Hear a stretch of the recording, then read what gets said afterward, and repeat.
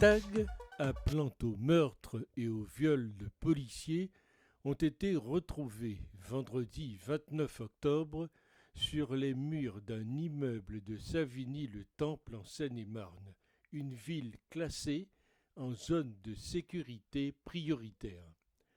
Après la fosse voilée d'Éric Zemmour, les tags d'un immeuble sans coupable, photos étranges, lieu de prise des photos plus que douteux, murs propres, portes propres, faux plafond métallique, photos zoomées, affiches plastifiées neuves, une affiche non déchirée, une affiche déchirée. Alors, assiste-t-on à une mise en scène? Dans les westerns, la mise à prix était la tête du gangster.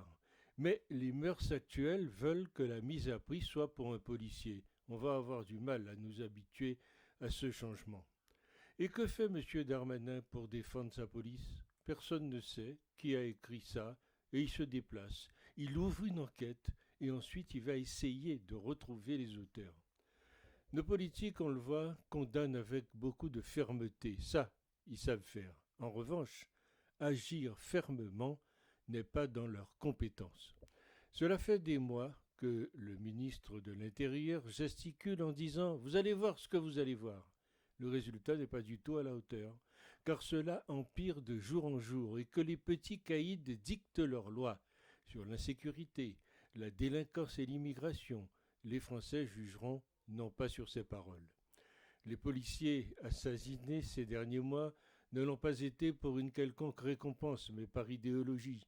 Lorsque les pompiers sont bombardés de projectiles divers, les lanceurs le font par provocation, pas besoin de récompense. Alors oui, ce tag est sans doute aussi de la provoque. De qui? Mystère.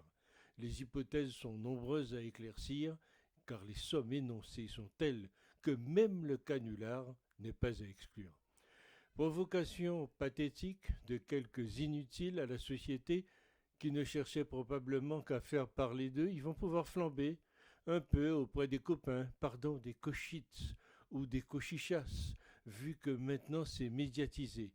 Il ne faut pour autant pas négliger les éventuelles menaces que ces individus en question peuvent représenter réellement. L'impuissance de l'État, qui a peur d'un embrasement des cités, apparaît de plus en plus au grand jour, pas une journée sans un renoncement. Car combien de jeunes tombent dans les filets tendus par les magnats de la drogue, les immatures de la vie sociale. Beaucoup de chemins mènent à la perdition, étroite est la route qui rend l'homme digne. Pour revenir au tag, honnêtement, je ne crois pas que ce soit un trafiquant qui ait écrit ça. Bien trop peu de fautes de français, ou alors un trafiquant éduqué. Ça ne doit pas courir les rues. Une enquête devrait pouvoir retrouver très vite l'oiseau rare.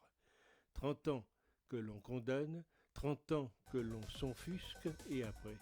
À ce train, il faudrait condamner le ministère de l'Intérieur pour complicité et non-assistance à un pays en danger, et mettre en place une vraie brigade anti-banlieue.